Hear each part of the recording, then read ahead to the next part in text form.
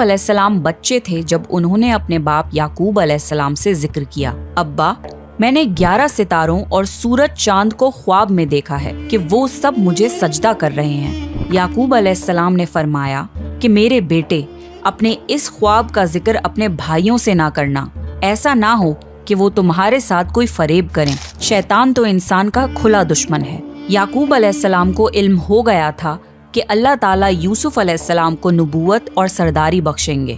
وہ یہ بھی جانتے تھے کہ یوسف علیہ السلام کے بھائی ان سے حسد کرتے ہیں، اس لیے انہوں نے اس خواب کو پوشیدہ رکھنے کو کہا۔ یوسف علیہ السلام کے 11 بھائی تھے۔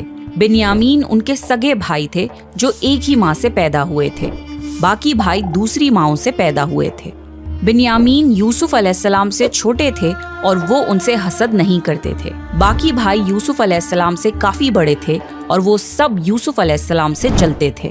یوسف علیہ السلام بہت چھوٹے تھے جب ان کی ماں کی وفات ہو گئی تھی، اسی لیے یعقوب علیہ السلام بن ماں کے چھوٹے بچوں کو زیادہ شفقت دیتے تھے۔ یہ دیکھ کر باقی بھائی ان سے جلتے تھے۔ یعقوب علیہ السلام کو یوسف علیہ السلام اور بنیامین سے زیادہ محبت تھی۔ یوسف علیہ السلام کے بھائیوں نے آپس میں دریافت کیا کہ ہمارے باپ یوسف اور اس کے بھائی سے زیادہ محبت کیوں کرتے ہیں، جبکہ ہم تو ایک طاقتور جماعت ہیں۔ ان کی حسد اور جلن اتنی بڑھ گئی کہ انہوں نے آپس میں مشورہ کیا اور یوسف علیہ السلام کو قتل کرنے کا منصوبہ بنا لیا۔ انہوں نے کہا، یوسف کو تو مار ہی ڈالو یا کسی نامعلوم جگہ پھینکاؤ تاکہ ہمارے والد کا رخ صرف ہماری طرف ہو جائے، بعد میں ہم توبہ کر لیں گے۔ ان میں سے ایک بھائی لاوی نے کہا، یوسف کو قتل تو مت کرو، بلکہ اسے کسی کنویں میں ڈالاؤ کہ اسے کوئی آتا جاتا قافلہ اٹھا لے جائے۔ سب اس بات پر راضی ہو گئے۔ پھر سارے بھائی مل کے اپنے باپ یعقوب علیہ السلام کے پاس گئے اور بولے، آخر آپ یوسف کے بارے میں ہم پر اعتبار کیوں نہیں کرتے؟ ہم تو اس کے خیر خواہ ہیں۔ کل آپ یوسف کو ہمارے ساتھ بھیج دیجئے کہ خوب کھائے پیے اور کھیلے، اور اس کی حفاظت کے ہم ذمہ دار ہیں۔ یعقوب نبی نے فرمایا، اسے تمہارا لے جانا مجھے فکر میں رکھے گا، اور مجھے یہ بھی ڈر لگا رہے گا کہ اسے کہیں بھیڑیا نہ کھا جائے۔ انہوں نے جواب دیا، ہم جیسی زوراور جماعت کی موجودگی میں بھی اگر اسے بھیڑیا کھا جائے تو ہم تو بالکل نکمے ہوئے۔ بیٹوں کے بار بار اصرار پر یعقوب علیہ السلام یوسف علیہ السلام کو اپنے بھائیوں کے ساتھ بھیجنے پر رضامند ہو گئے۔ اگلے دن سارے بھائی یوسف علیہ السلام کو لے کر چل دیے۔ راستے میں انہوں نے یوسف علیہ السلام کو خوب مارا پیٹا اور پھر ایک کنویں میں پھینک دیا۔ یوسف علیہ السلام کنویں میں ایک پتھر پر گرے اور وہ اس پر بیٹھ گئے۔ یوسف علیہ السلام کو یہ یقین نہیں آ رہا تھا کہ ان کے بھائیوں نے ان کے ساتھ ایسا کیوں کیا۔ اللہ تعالیٰ نے اس اندھیرے کنویں میں یوسف علیہ السلام پر وحی بھیجی اور انہیں دلاسا دیا کہ بہت جلد وہ اس کنویں سے نکل جائیں گے۔ یوسف علیہ السلام کو کنویں میں ڈالنے کے بعد وہ سب روتے ہوئے اپنے باپ کے پاس پہنچے اور کہنے لگے، ابا جی، ہم تو آپس میں دوڑ میں لگ گئے اور یوسف کو ہم نے سامان کے پاس چھوڑا تھا، بس اسے بھیڑیا کھا گیا۔ آپ ہماری بات نہیں مانیں گے پر ہم سچے ہیں۔ ثبوت کے طور پر وہ یوسف علیہ السلام کے کرتے پر جھوٹ موٹ کا خون لگا لائے تھے جو انہوں نے اپنے باپ کو دکھایا۔ یعقوب علیہ السلام نے فرمایا، یہ سچ نہیں ہے بلکہ تم نے اپنی طرف سے بات بنا لی ہے، بس صبر ہی بہتر ہے اور تمہاری بنائی ہوئی باتوں پر اللہ سے ہی مدد طلب کی جا سکتی ہے۔ یعقوب علیہ السلام نے فرمایا، بھلا بتاؤ وہ کیسا بھیڑیا تھا جو میرے بیٹے کو تو کھا گیا پر اس کے کرتے کو بالکل نہیں پھاڑا۔ بار بار پوچھنے پر بھی بھائیوں نے سچ نہیں بتایا۔ سفر کرتا ہوا ایک قافلہ آیا اور انہوں نے پانی کے لیے ایک شخص کو بھیجا۔ اس نے اپنا ڈول کنویں میں لٹکا دیا۔ یوسف علیہ السلام اس ڈول میں بیٹھ گئے۔ انہوں نے جب ڈول نکالا تو اس میں ایک خوبصورت لڑکا آیا۔ وہ خوش ہو گئے کیونکہ اس زمانے میں غلاموں کی تجارت ہوتی تھی۔ وہ قافلہ یوسف علیہ السلام کو اپنے ساتھ مصر لے گیا اور انہیں ایک معمولی قیمت پر غلام کے طور پر بیچ دیا۔ عزیز مصر نے اس خوبصورت بچے کو خریدا اور اپنی بیوی زلیخا کو تحفے میں پیش کیا اور فرمایا کہ اسے بہت عزت اور احترام کے ساتھ رکھو، بہت ممکن ہے کہ یہ ہمیں فائدہ پہنچائے یا ہم اسے بیٹا ہی بنا لیں۔ اس طرح یوسف علیہ السلام عزیز مصر کے یہاں پلے بڑھے۔ عزیز مصر نے یوسف علیہ السلام کو بیٹوں کی طرح رکھا۔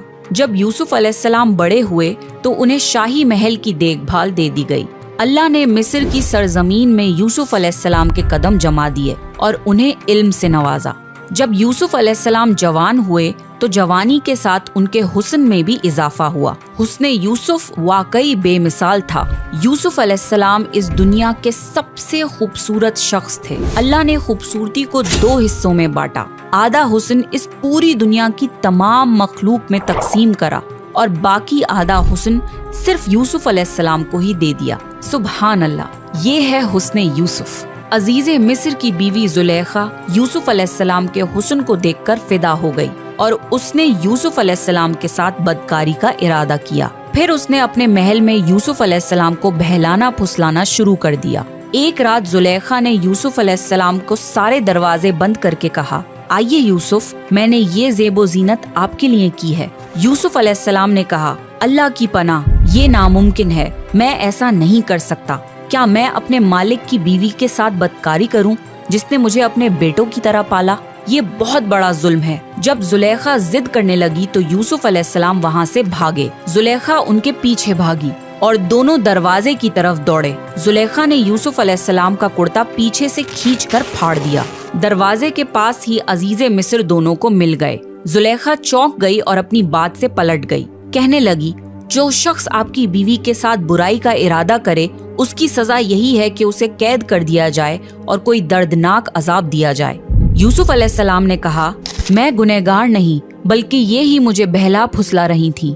कबीले के एक शख्स ने मशवरा दिया कि अगर यूसुफ का कुर्ता आगे से फटा हुआ हो तो जुलेखा सच्ची है और यूसुफ झूठ बोल रहा है, पर अगर कुर्ता पीछे से फटा हो तो यूसुफ सच्चा है और जुलेखा झूठ बोल रही है। जब अजीज़े मिस्र ने देखा कि यूसुफ अलैहिस्सलाम का कुर्ता पीछे से फटा हुआ है तो वो बोल उठे, ये तो औरतों की चालबाजी है, बेशक तुम्हारी चालबाजी बहुत बड़ी है। उन्होंने यूसुफ अलैहिस्सलाम से कहा, यूसुफ, इस बात को जाने दो और जुलेखा, तुम अपने गुनाहों की तौबा करो। अजीज़े मिस्र ने इस बात को दबाने की कोशिश की और यूसुफ अलैहिस्सलाम को अपने घर में ही रहने दिया। लेकिन फिर ये बात शहर भर में फैल गई। औरतें तरह तरह की बातें करने लगी। लोग जुलेखा को ताने देने लगे कि अजीज़े मिस्र की बीवी अपने जवान गुलाम को बहलाने फुसलाने में लगी रहती है। जब जुलेखा तक ये बातें पहुंची तो उसने सबके लिए एक दावत का इंतजाम किया और सब औरतों को बुलाया। सबके सामने फल रखे गए और सबको एक छुरी दी गई। फिर जुलेखा ने यूसुफ अलैहिस्सलाम को हुक्म दिया कि सबके सामने मजलिस में पेश हों। जब शहर भर की औरतों ने यूसुफ अलैहिस्सलाम को देखा तो उनके हुस्न को देखकर इतना खो गईं कि फलों की बजाय छुरी से अपने हाथों को ही काट लिया और उन्हें पता भी नहीं लगा। और वो सब बोल उठी, ये इंसान तो हरगिज नहीं, ये तो कोई फरिश्ता है। उस वक्त जुलेखा ने कहा, तो ये है वो जिसके लिए तुम सब मुझे ताने दे रहे थे। इसके बाद शहर की सारी अमीर औरतें यूसुफ अलैहिस्सलाम की आशिक हो गईं और हर एक की ख्वाहिश थी कि यूसुफ अलैहिस्सलाम उनसे मोहब्बत करे।